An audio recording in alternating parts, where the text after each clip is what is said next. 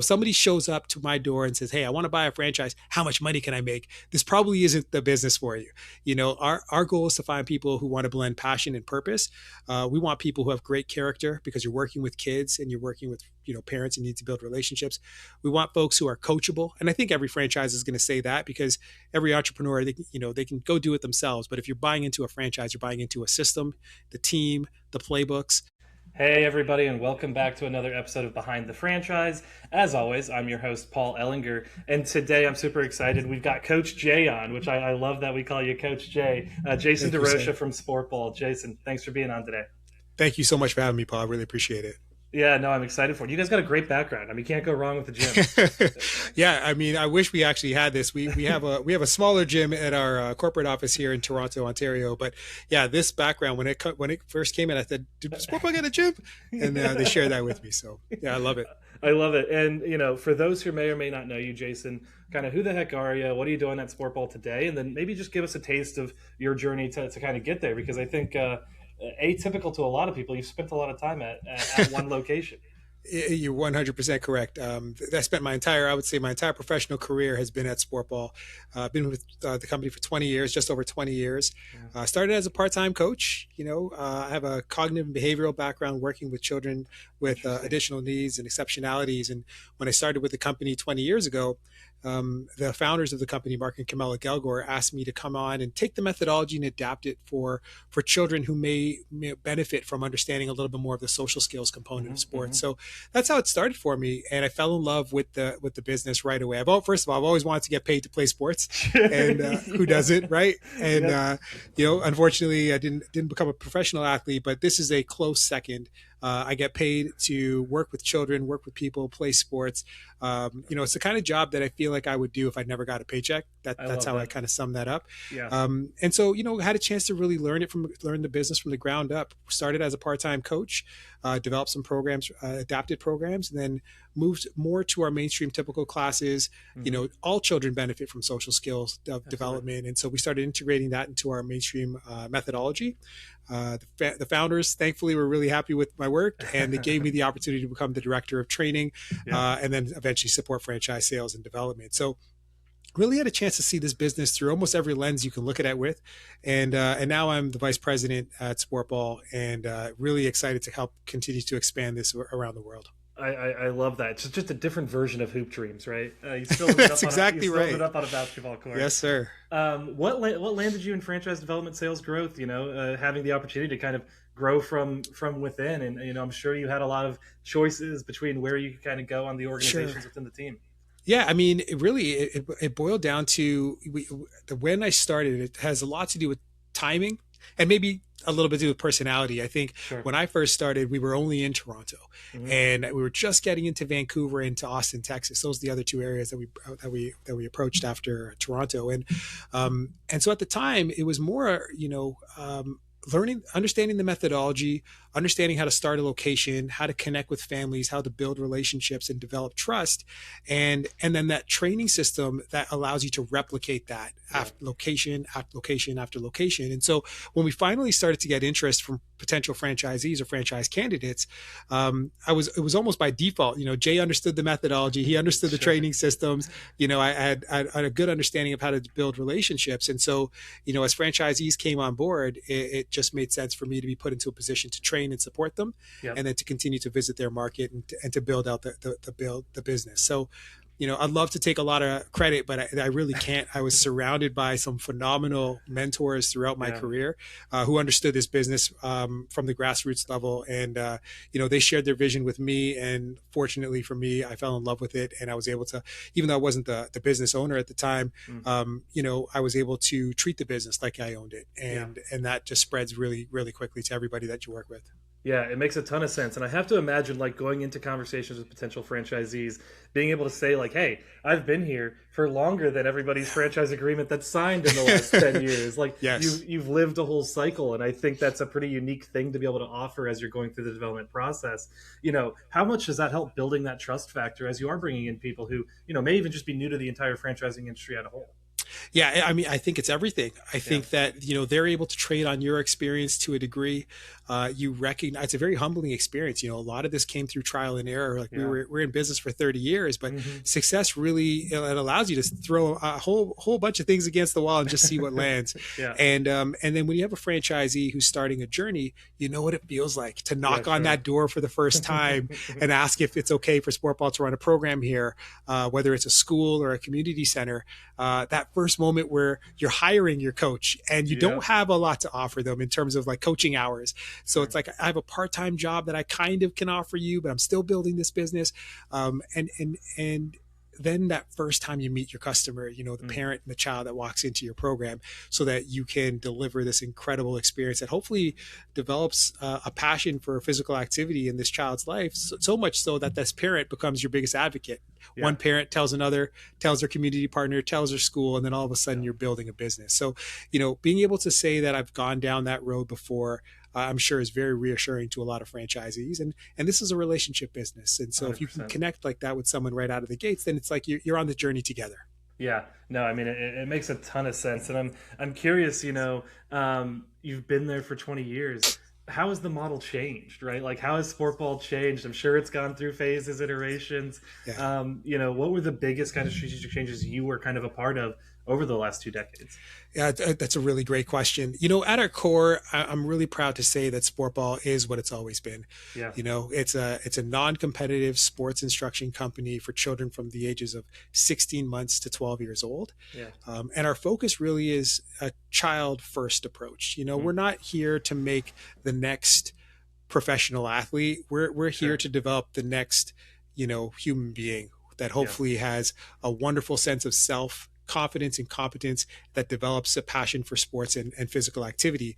That's really what we've been about for 30 years. But in Yeah. terms of what we've evolved, how we've evolved, the beauty of franchising and growing market to market is you get a chance to see that there are cultural differences. Sure. And Yeah. although there are That like was going to be a big thing I wanted to touch on with this. So I'm glad you yeah, started there. and I think that for us it's how do you stay true to your core values, but then recognizing that the demands from the customer can change Mhm. from market to market.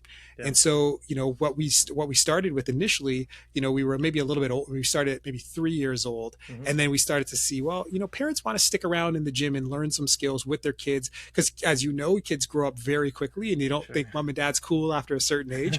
So spending time with your parents at a young age is important. And so we started to move that down, and we actually created parent participation classes. So then we started for 2 to 3, and then we actually went all the way down to 16 months, believe it or not. Yeah, that's crazy. And, Yeah. and that's a wonderful story in and of itself. But it's that first opportunity for that child to build a relationship with mom and dad, with Yeah. a coach, to have some moments of success, and then develop physical literacy that Yeah. transfers to other aspects of their life. So when they're at school or at childcare or out at a family member's house or even just playing in the backyard, they're developing some physical literacy at sport ball that transfers to those other experiences. So age groups can change, program offerings can change. I remember, summers used to be difficult for sport ball in Interesting. Toronto, because all the kids were out of school now. What do we offer? And camps, we used to do camps during the day, but what can we offer in terms of a program opportunity? And all of a sudden we recognize that outdoor soccer and outdoor t-ball programs were a huge opportunity Sure. for us as an organization. So we started to introduce sport specific programs for spring and summer. And as you continue to grow and you move into other countries, you recognize, wow, like there's an opportunity to run phys ed programs in schools, Sure. or run birthday parties or special events. And so, all of that is informed by this journey over the course of the last 30 years.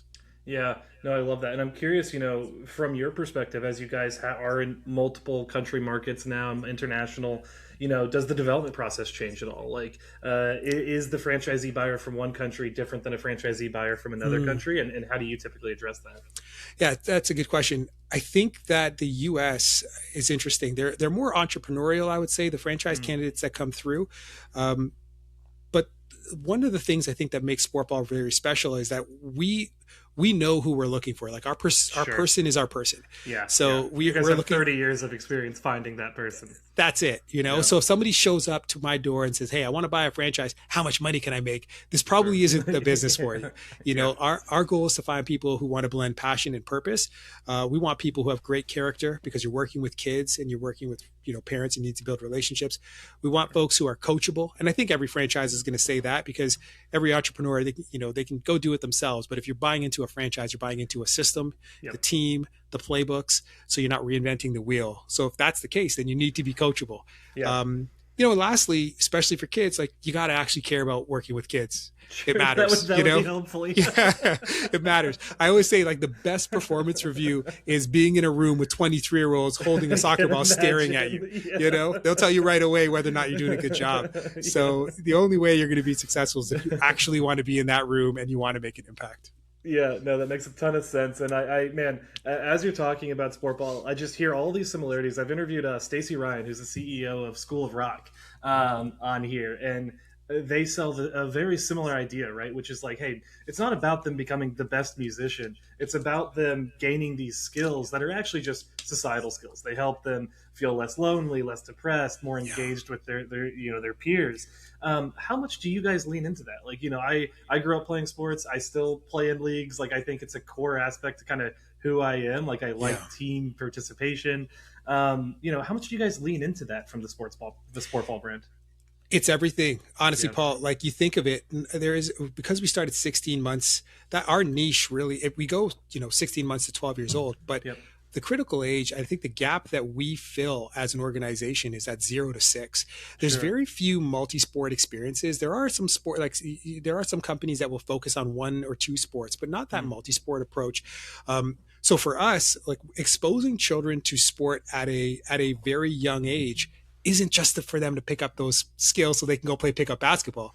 Sure. At 2 to 3 years old, we use sports as almost a platform to teach gross motor and social development and Yeah. developing physical literacy. So the lessons they learn at sport ball, at 2 and 3, it's turn taking, pro-social language, teamwork, following instruction, paying attention, body awareness, all of those skills that are going to serve you well throughout your life. These Yeah. are skills that we focus on. We just happen to practice those skills after putting a ball at their feet, or a hockey stick in their hand, or a baseball bat in their hand. So, it's this wonderful environment. I was saying on another a conversation that I was having, sports provide the perfect environment to learn hard lessons. In life, you can there's some serious consequences in life, like when you fail, or if you lose at something, or if you overreact. Yeah. So there's a price to pay. But in a sports environment where the stakes are relatively low, kids can make mistakes, and they can have a coach there to mentor them to learn from that mistake and get better and improve, and their confidence goes up at the same time. So it really is a wonderful place for children to develop life skills. Yeah, I mean, it makes a ton of sense. Like, some of my best mentors growing up were my coaches throughout the, golf, baseball, that good stuff. Yeah. Looking ahead, right? Like, you guys have a very storied background. You've kind of been with it for a lot of it.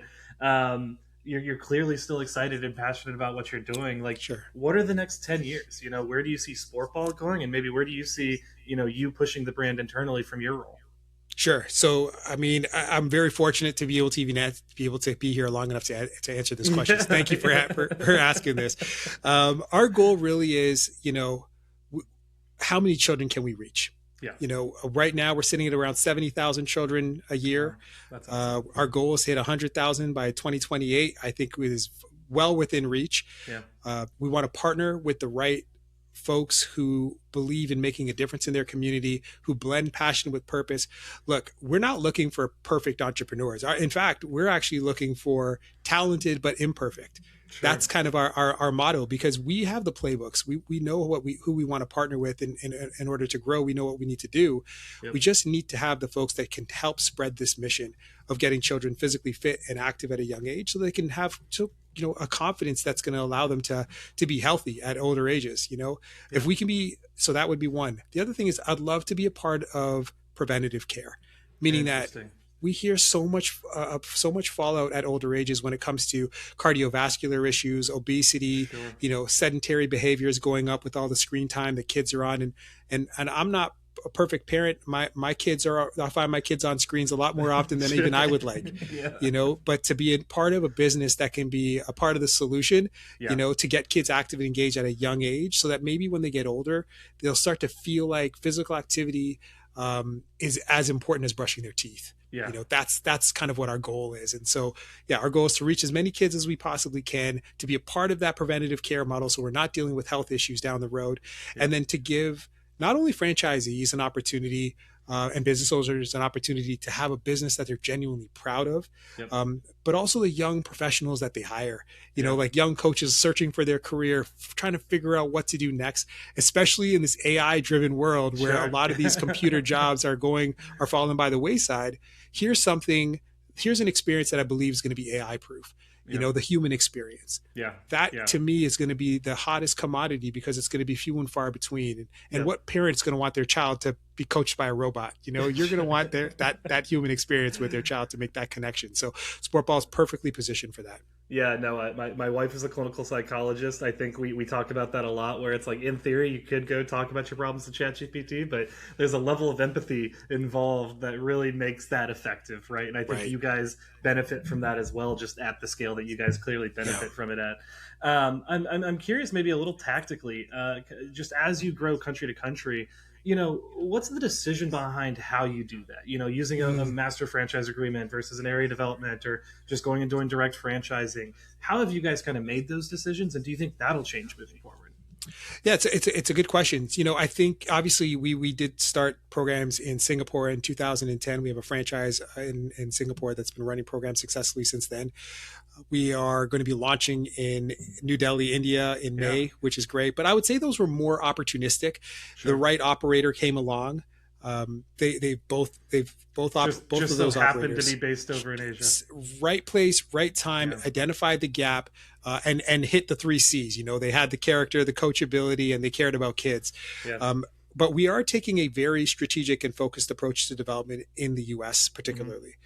We think that the U.S. there is a massive opportunity in the U.S. right now. We're only in 5 states. Hmm. Yeah, We have a great footprint in Texas. North Houston, Katy, Sugarland, Austin, and most recently San Antonio East. yep. So, but our job really is to help expand our territory throughout the U.S. There's a lot of awareness, a growing awareness that children who are physically fit not only have better longevity in terms of health down the road, but they also perform better in school. Their mental Yeah, health is that much better. Their relationships with others is better. So why not start as early as possible? And so this growing awareness throughout the U.S. is something that we would want to take advantage of. yeah. We also recognize that multi-sport versus specialization, there's a lot of specialization that has Oh resulted yeah, in injury and burnout. and that yeah, and I mean, there's study after study in the US that comes out every day, and we want to be a part of that solution as well. yeah, Give kids a chance to experience a multitude of sports. Let them find go with Steph Curry and Michael Jordan, LeBron, yeah, all of these guys that I grew up. I played competitive basketball growing up, so yeah, those were some of my idols. All of them talk about just developing a love for the game and a yeah, passion for sports in general, and then allowing that to kind of filter through the child so that they can figure out how I want to spend my time, whether it's playing basketball or doing gymnastics or becoming a competitive swimmer. yeah, But focusing there first, and we see that opportunity more so in the US than anywhere else. yeah. And so that's kind of what we want to do, and we have an obligation to our franchisees in the US. We want to grow our brand, we want to make sure that it becomes a household name, and we want to continue to support their growth and efforts. And so it's our obligation to support them. I love the multi-sport angle. I think, like, I grew up in the era of AAU ball, and it is hyper committed, where it's like, baseball's no longer spring. Baseball's spring, Yeah. summer, fall, winter. You're going to play it year round. Yeah. And I remember I had to make that decision in high school. The coaches were like, you're either going to play golf or baseball because they're at the same time. You can't do both. And I was just like, this is the worst decision I've ever. I was 16, so it was a terrible decision. But I think it's such an interesting position to take it with as well, because I think the age you guys are working with, it is play, Yeah. still. And it's like, let them figure out what they have most fun with, because, as the grind to getting great is a grind. They have to love what they do to Totally. get there. Yeah, and I mean, you also want to help parents and children learn what great looks like, and I mean that Sure. from a Interesting. perspective of the experience, not only with the actual sport or the organization or the program itself, but like what's a great coach look like and sound Sure. like? Yeah. What does a great teammate sound like and look like? And I think that comes at the earliest stages. If you can help them to understand that a coach isn't a coach just because they know a sport really well. Sure, yeah. We've all had those coaches that are phenomenal Yeah. sports star and Bad athlete, coaches. but just terrible Yeah. coaches. And I think that, parents, if you don't have the opportunity to understand what great looks like, then you don't know what you're looking for. Sure. So at Sportball, we take a lot of pride in the way we train our coaches. Every one of our coaches starts at a rookie coach, but our goal is to train and to support them to move from rookie to lead, from lead Yeah. to mentor, and from mentor to master. So that when that child shows up, they're Yeah. treating the whole child and not just their sports skill development. Yeah. Yeah. No, that makes a ton of sense. And I think, we talked a little bit on how franchisees may differ for you guys between countries. I'm curious how parents have evolved over the last 20 years, because I think, parents in sports is almost a meme at this point. It's like the angry dad on the sideline, and you guys are working directly with that every day. Like, how has parent involvement in youth enrichment and sports enrichment changed for you guys over the last couple decades? It's getting better. I mean, Good. parents are becoming more and more aware. I think that social media, as I know there's a lot of negativity that's posted about social media, but there's also a lot of really great information and education that comes out there. And there's a lot of folks like, that genuinely are trying to help educate parents to become the best version of themselves. We all have to get a license to drive a car. We just don't need one to raise a child. I don't get it. So I think making sure that we give parents access to these types of educational pieces is key.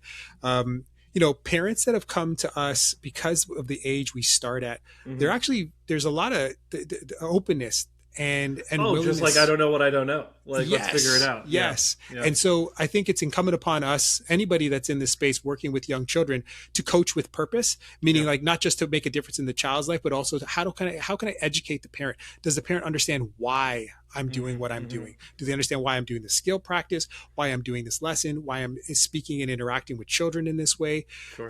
I'll give you a quick example. We play a game where it's called popcorn, where it's just a bucket of balls. It's a warm-up game. Yeah.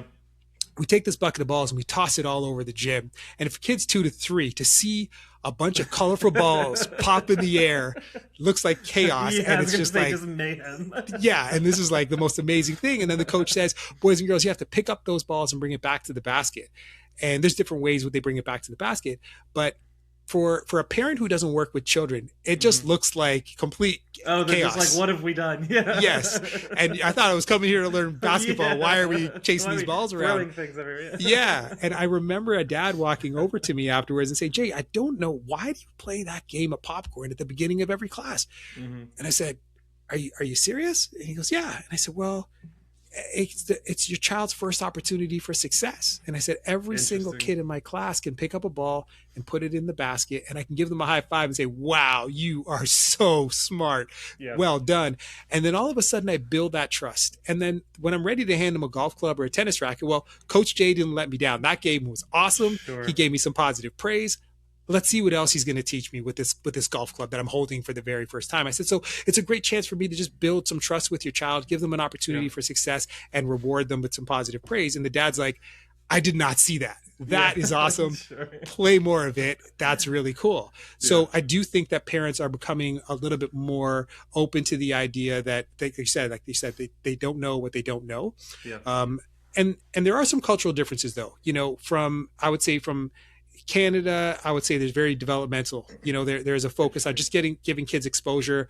They focus on child's development. In the U.S., I would say it's more results oriented. We want to win. We want to be performance based. Yeah. And listen, it works out at the Olympic stage. You guys always have the most medals. But we want to make sure that every one child that makes it to the Olympics, the other 9 have a positive association with sport, so that they can continue their journey with physical activity. Singapore is very academically driven. So when I was there in 2010, it was incumbent upon the team there to show parents that children who are physically fit perform better in school. That's when we started to get traction. And then in India, obviously time will tell, but the potential, the growth opportunity there is unbelievable, because just the sheer population. I was going to volume. say, like, the amount of people who play sport in India, unbelievable. Across cricket, across soccer is a fascinating number. Yeah. I mean, we may have to sneak hockey in like a subplot in a Bollywood movie because cricket is, they're so passionate about cricket. But like the idea of getting, a multi-sport program there, to those families, I think that there's going to be an openness because the infrastructure doesn't exist like it Yeah, does in North makes America. sense. Yeah. Yeah, So a bit yeah, more of like a blue ocean opportunity, I would imagine, for you that's guys. right. That's Yeah. exactly right. Yeah. Yeah, no, that makes a ton of sense. And I've got to ask my favorite question to ask people on the development team. You talk about it a lot. I think it's like growth the right way. Like I just was reading your profile, a lot of articles, but it's always the right way. And I think that's a way to say responsible franchising, which is kind of the buzzword for all of that. How do you balance that pressure? Because your job is to sell. Your job is to make unit count go up, right? Yeah. And I think sometimes you have to say no, and saying no in your job is really, really hard. And Yeah. so, like, how do you make those right way decisions when you're going through the development process with potential franchisees? Yeah, it's a good question. I think I remind myself where it all began for me. I think I start Yeah. there. Is this true to our core? And we genuinely believe, one becomes two, two becomes four, four becomes eight. Yeah. And so for our investors, we try to ensure that they take a long-term view, the same way as we encourage our parents to take a long-term view on their child's Hmm. development. Yeah. That's the same approach that we take to this business. It is a long-term view. We Yeah. believe in organic growth. We believe in making a difference in one child's life. And that child becomes the biggest advocate for your program through their parents, through their teacher, Their through their friends. Yeah. school, through their Yeah. friends. And that's how you grow. And the same thing with franchisees. Everybody, I mean, listen, it would be wonderful to have 400 units, 500 Sure. units, but you can't walk into flying. You can't fly into flying. You have to Crawl, walk, walk, run, crawl, fly. walk, run, fly. Yeah. Yes. Yeah. And that's exactly right. And that's kind of how we approach this franchise as well. And I would say that in this business in particular, because you're Hmm. working with children and you are blending passion with purpose, Hmm. and it is Hmm. not, profit first. This is the type of business that you can't speed up. You have to Yeah. make sure that you're doing things the right way. Yeah, and I would be remiss to not ask this question. You're a children's book author. I Yes. just feel like when some people say they wake up and they love their job and they do the thing. I mean, it seems like you just live it. It really is true. Like, how did that happen? First of all, Sure. and I'm assuming it impacts you in some way in your day to day work. It absolutely does. So I got my inspiration from Sportball. One of the things that Sportball does very well is it meets children where they are. Sure. So developmental milestones for a Hmm. young child is they are very visual learners. They love storylines. Yeah. And anything that can engage their mind. So essentially, you create teachable moments, right? Our secret is like, our programs are so engaging that children don't even realize that learning is taking place. Sure, yeah. The That's magic school bus that's methodology. that's Yeah. right. That's exactly right.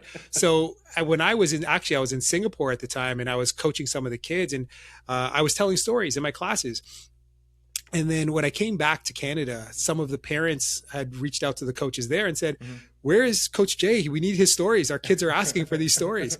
And so when I came back, I thought to myself, look, everyone is writing their own story, their own personal story. And, Yeah. I just figured to myself, if I write a couple of books, and if everybody thinks they're terrible, at least maybe my daughter won't, Sure. and so I could write books for You'll my have one fan. one. Yeah, right. She has no choice. So I wrote my first book. I wrote was called My Mom, My Superhero, and I just thought, everything that I learned at Sportball was the incredible relationship that parents have with their kids. Yeah. When kids are so young, all of those core memories, I would say parents maybe remember, 80% of them, kids may remember 20%. I'd say 0 to 6. It's really Yeah, parents that are collecting those memories.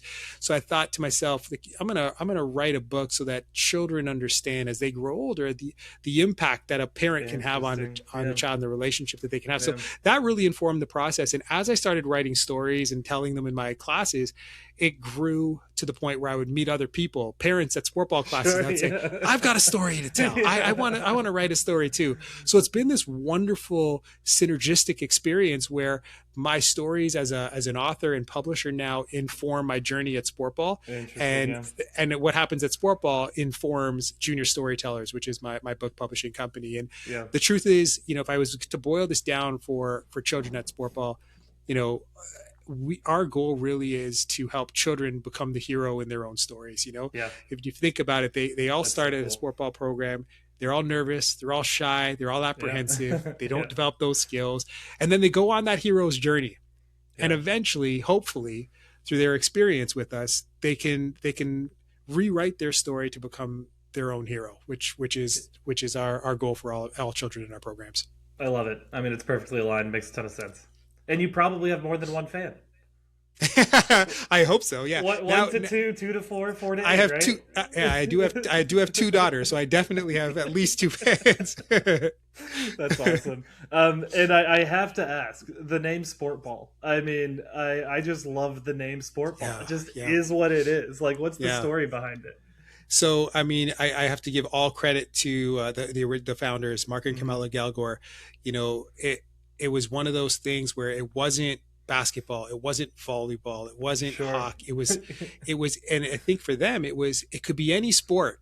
Yeah, it What's doesn't happening matter. it It's sport. doesn't matter. It's sport. It's sport. And so any sport is just sport ball, because they are committed to this idea that giving children exposure to as many sports experiences as possible is the right way. Yeah. And for all the reasons that we just talked about today. And so that's why we call it sport ball. Yeah, I love it. I mean, it's obvious. It makes a ton of sense. It's memorable. It's all good. Jason, I think this was a fantastic episode. I think just going through what we talked about, I really appreciate you really diving in kind of like the core of the mission. Like, honestly, as I'm sitting here thinking about it, everything is mission driven, and I could see that in every single one of your answers, which, I mean, always a great sign for a brand. And just the tactical and how you guys are growing. Like, I think that's just awesome advice because, I think jumping countries is a difficult task, and you guys have Yes. now done it in three pretty disparate countries, outside of the Yes. Canada and US. Yeah. So I Yeah. appreciate you kind of diving into all that with us in the audience today. Well, it's my pleasure. And, if I could just say that, having platforms like this really does give us an opportunity to reach those folks who may be in a space in their life where, they could be at the end of their corporate journey, or they may have, everyone wakes up every day and they have to go make a dollar because they have to provide for their families. Yep. There's so few of us that can find something that we're passionate about, Yep. that literally gives us energy and fills our cup every day. Yeah. And, oh, by the way, also allows you to take care of your family. Yeah. And Something that's beautiful about that. it's something really, really magical about that. And I think that's what we want. That's what we're looking for. We want folks who are passionate and want to get up out of bed every day and love what they do, and Yeah. to be able to create a living for themselves. That's our end game. Yeah, no, that's awesome. And Jason, for the folks listening, where can they find Coach Jay online? Where can they find Sportball online? Where can they learn about franchise opportunities? Wonderful. Yeah. So you can go to sportballfranchise.com. That's the best place to learn everything about the franchise opportunity. You can schedule a call with me there. And I would say the best place to find me is on LinkedIn. Jason DeRocha on LinkedIn. I'm always looking to connect with like-minded individuals, looking to make a difference in this world and make an impact in children's lives. I love it. Well, Jay, finally, again, thank you for being on, and thanks for your time today. My pleasure. Thank you so much, Paul. Absolutely. For everybody else, I hope you guys enjoyed the episode as much as I did, and we look forward to having y'all on the next one. We'll talk to you then.